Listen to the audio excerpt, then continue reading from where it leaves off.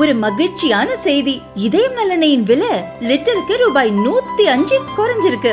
September 2023ல 1 litre இதயம் நல்லெண்ணெயின் அதிகபட்ச விலை ரூபாய் 503. ஆனா இப்ப 1 லிட்டர் இதயம் நல்லெண்ணெயின் விலை ரூபாய் 398 மட்டும்தான் தமிழ்நாட்டுல. அப்ப இனிமே எல்லாரும் இதயம் நல்லெண்ணெய் வாங்கலாம் இல்ல? யாதும் ஊரே யாவரும் கேளீர் அப்படின்னு கணியன் பூங்குன்றனார் சொல்லியிருக்காரு. அப்படின்னு பார்த்தீங்கன்னா இந்த உலகமே நம்மளுடைய ஊர் அப்படின்றதான் அதனுடைய பொருள். அப்பொழுது இந்த உலகத்தில் நடக்கக்கூடிய நம்முடைய ஊரில் நடக்கக்கூடிய விஷயங்கள் நம்ம தெரிஞ்சுக்கணும் இல்லையா? அதுக்காக தான் இந்த ஷோ பேர் உலகம் இன்று. நான் உங்கள் மகாபிரபு.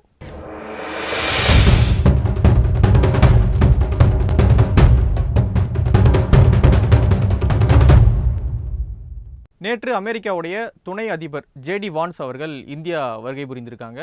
நேற்று மாலையே மோடி அவர்களை மீட் பண்ணி நிறைய விஷயங்கள் குறித்து அமெரிக்காவுடைய துணை அதிபர் திரு வான்ஸ் அவர்கள் பேசியிருக்காரு அப்படின்றது அதிகாரப்பூர்வமாக வந்திருக்கக்கூடிய தகவல்.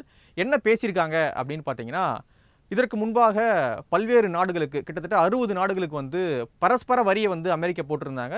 இந்தியாவுக்கு 26% வரியை போட்டிருந்தாங்க. இது மிகப்பெரிய அதிர்ச்சியை ஏற்படுத்தியிருந்தது.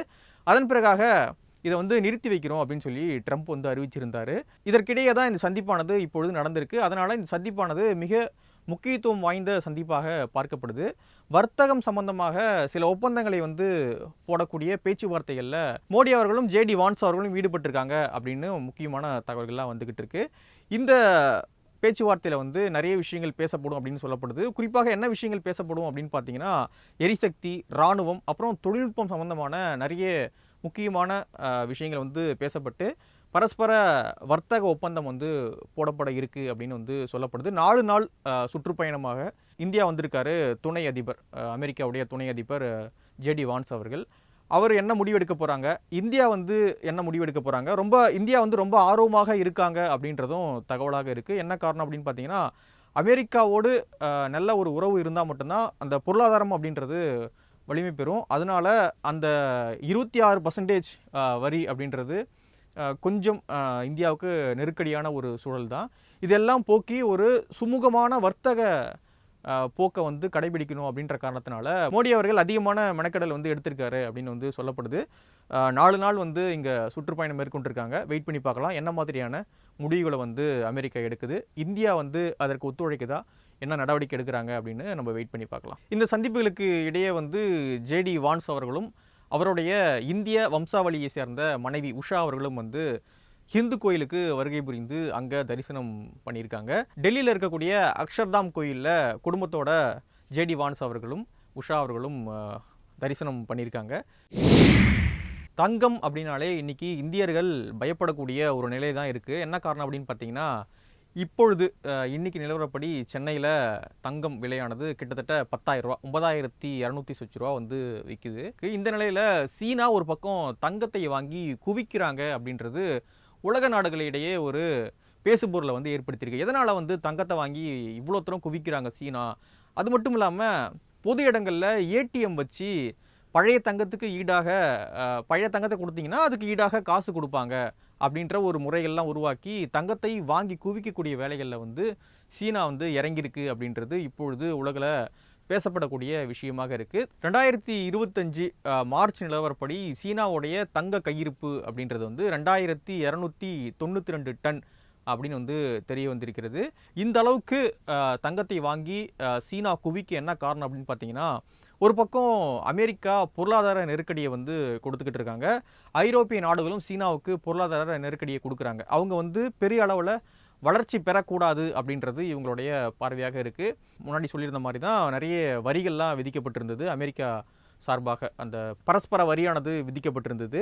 ஸோ இதெல்லாம் கணக்கு பண்ணி சீனா ஒரு முடிவுக்கு வந்திருக்காங்க அப்படின்னு சொல்லப்படுது. என்ன முடிவு அப்படின்னு பார்த்தீங்கன்னா, ஒருவேளை மற்ற நாடுகள் அமெரிக்கா, ஐரோப்பிய நாடுகள்லாம் பொருளாதார தடை விதிக்கும் பட்சத்தில், ஒரு கடுமையான பொருளாதார நெருக்கடிக்குள்ளே நம்மளை தள்ளும் பட்சத்தில், சீனா தள்ளும் பட்சத்தில் எப்படி நம்ம சமாளிப்பது? அப்பொழுது நமக்கு கூடுதலான தங்க கையிருப்பு இருந்தால் அதை வச்சு நம்ம ஒரு சுயேட்சையான ஒரு பொருளாதாரத்தை ரன் பண்ண முடியும் அப்படின்றது சீனாவுடைய கணக்காக இருக்குது. இன்னொன்றும் சொல்லப்படுது என்ன அப்படின்னா, டாலருக்கு இணையாக யுவான், அதாவது சீனாவுடைய பண மதிப்பு, சீனாவுடைய பணத்தை யுவான்னு சொல்லிட்டு அழைப்பாங்க. டாலருக்கு இணையான அந்த யுவான் மதிப்பானது உயரணும். டாலர் எப்படி தரத்தில் வந்து மதிக்கப்படுதோ அதுபோல் வந்து யுவான் ரூபியும் வந்து மதிக்கப்படணும் அப்படின்றது வந்து சீனாவுடைய பார்வையாக இருக்குது. அதுதான் அவங்களுடைய நோக்கமாக இருக்குது. அதனால் அதிகப்படியான தங்கத்தை வாங்கி அவங்க குவிச்சிட்டு இருக்காங்க. இன்னொரு பக்கம் தங்கம் அதிகமாக சேரும் பட்சத்தில் முக்கியத்துவம் வாய்ந்த ஒரு நாடாக வந்து சீனா மாறுவதற்கான வாய்ப்புகள் இருக்குது. இது எல்லாத்தையும் இந்த அளவுக்கான பொருளாதார கணக்குகளை வைத்து தான் வந்து சீனா இப்பொழுது தங்கத்தை வாங்கி குவிச்சிட்டு இருக்காங்க அப்படின்னு வந்து தெரியுது. குறிப்பாக சொல்லணும் அப்படின்னா ஏடிஎம் வச்சு தங்கம் வாங்குறாங்க அப்படின்ற அந்த சூழலை வச்சு நம்ம புரிஞ்சுக்கலாம் சீனா எந்த அளவுக்கு தங்கத்தின் மீது இப்பொழுது நாட்டம் கொண்டிருக்காங்க, எந்த அளவுக்கு தங்கத்தை சேமிக்கணும் அப்படின்றதுல, தங்கத்தை வந்து கையிருப்பு வச்சுக்கணும் அப்படின்றதுல வந்து முக்கியத்துவம் காட்டுறாங்க அப்படின்றத இதை வைத்து நம்ம தெரிந்து கொள்ளலாம். ஒருவேளை சீனா வந்து இந்த அளவுக்கு அண்டை நாடான சீனா வந்து இந்த அளவுக்கு தங்கத்தை வாங்கி குவிக்கிறதுனால தான் இந்தியாவில் வந்து தங்கத்தினுடைய விலை இந்த அளவுக்கு ஏறுதா அப்படின்ற ஒரு கேள்வியும் வந்து கூடயே சேர்ந்து எழுந்திருக்கு. இதுக்கு வந்து பொருளாதார நிபுணர்கள் தான் வந்து பதில் சொல்லணும். சீனா வந்து பயப்படுதா அல்லது முன்னெச்சரிக்கையோடு வந்து நடவடிக்கை எடுக்குதா அப்படின்றத நீங்கள் எப்படி பார்க்குறீங்கன்றத கீழே கமெண்டில் பதிவு பண்ணுங்கள்.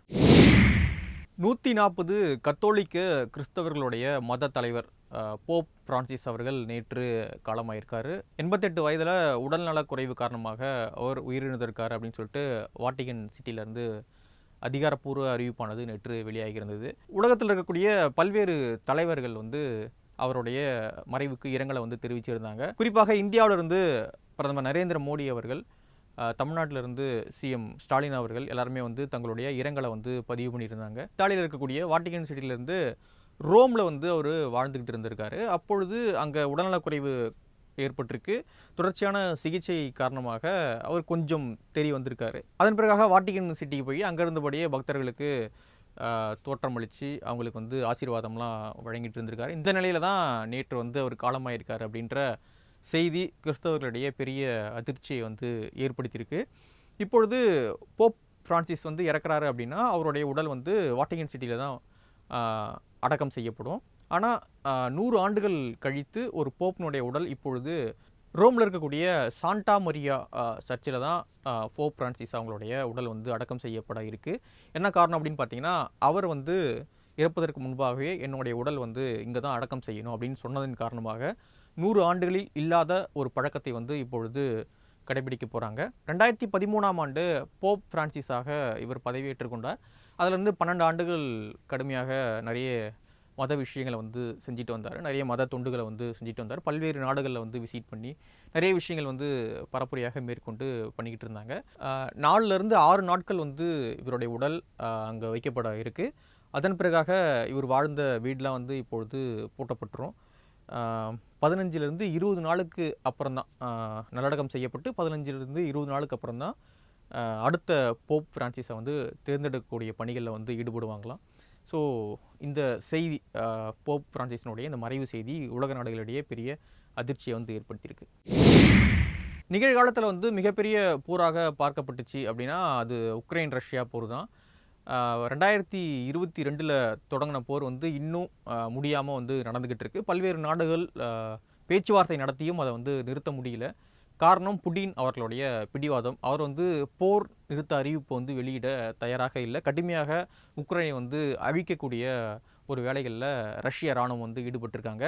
அமெரிக்கா போன்ற முக்கிய பெரிய நாடுகள் தலையிட்டும் கூட அதை வந்து நிறுத்த முடியல. புடின் அவர்களுடைய பிடிவாதம் தான் காரணம். இப்பொழுது புடின் அவர்களே வந்து இறங்கி வந்திருக்காரு. உக்ரைன் அதிபர் ஜெலன்ஸ்கியோடு பேச்சுவார்த்தை நடத்த நாங்கள் தயாராக இருக்கோம் அப்படின்னு சொல்லிட்டு புடின் அவர்களே இப்பொழுது இறங்கி வந்திருக்காரு அப்படின்றது வந்து உலக நாடுகளிடையே இப்பொழுது பேசுபொருளாக மாறி இருக்கு. இந்த பேச்சுவார்த்தை நடந்து இந்த போர் நிற்கணும் அப்படின்றது வந்து எல்லாருடைய எண்ணமாகவும் இருக்குது. ஏன்னா போர் அப்படின்றது வந்து ரொம்ப பயங்கரமானது. இந்த போர் நின்னா ரொம்ப மகிழ்ச்சி. தொடர்ச்சியாக உலகில் நடக்கக்கூடிய பல்வேறு விஷயங்கள் குறித்து நீங்கள் தெரிஞ்சுக்கணும் அப்படின்னா உலகம் இன்று ஷோ வந்து தொடர்ச்சியாக பாருங்கள். நன்றி.